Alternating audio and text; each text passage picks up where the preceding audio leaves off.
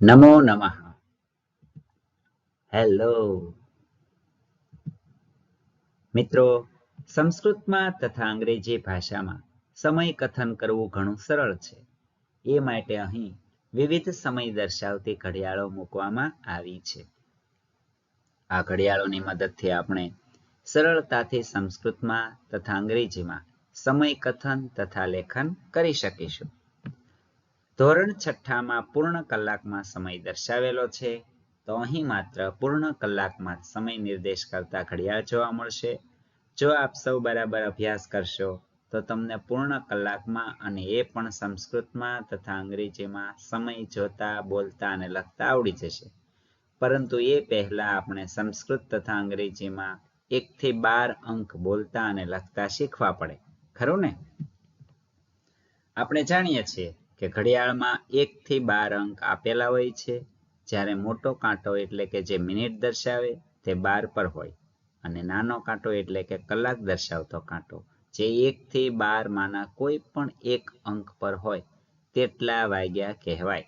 દાખલા તરીકે મોટો કાંટો 12 પર છે અને નાનો કાંટો 5 પર હોય તો ગુજરાતીમાં 5 વાગ્યા કહેવાય. પણ સંસ્કૃત તથા અંગ્રેજીમાં કેમ બોલાય? તો ચાલો શીખીએ. કહ સમયઃ. What time is it?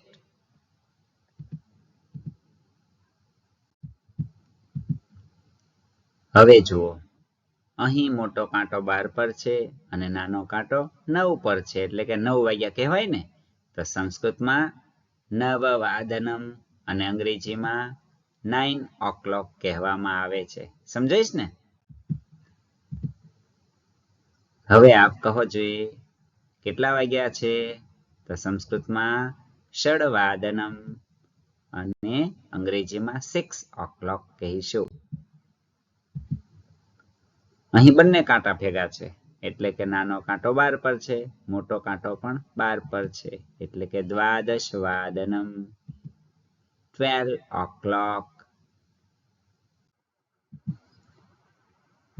એકવાદનમ, 1 o'clock.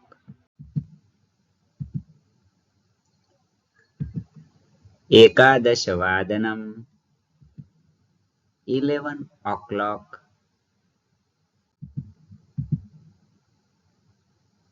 બોલો કેટલા વાગ્યા? ગુડ. અષ્ટવાદનમ, 8 o'clock.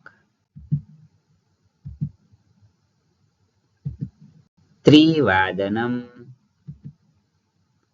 3 o'clock. પંચવાદનમ, 5 o'clock. અને છેલ્લે દ્વિવાદનમ, 2 o'clock. તો મિત્રો, હવે તમને ઘડિયાળમાં જોઈને સંસ્કૃત ભાષામાં તથા અંગ્રેજી ભાષામાં સમય કથન કરતા બરાબર આવડી ગયું હશે, ખરું ને? ખૂબ સરસ. તો ચાલો આજનો તાસ અહીં સુધી રાખીશું. ફરી મળીશું નવા તાસમાં. ત્યાં સુધી આવજો. Good bye. જય શ્રી કૃષ્ણ.